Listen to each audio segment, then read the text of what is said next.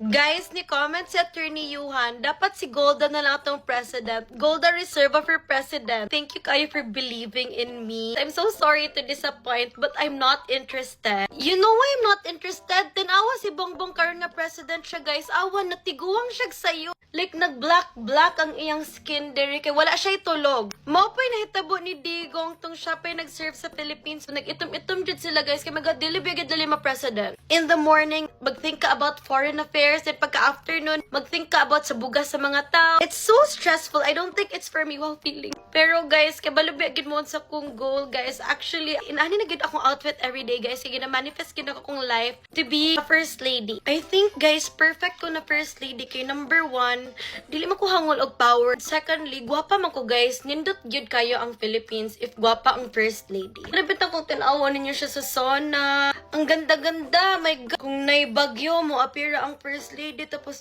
wow, kagwapa! Inani ko manamit everyday, guys. Daghan na kay ko'y white polo. Kay what if the next guy I'm gonna meet is the next president of the Philippines?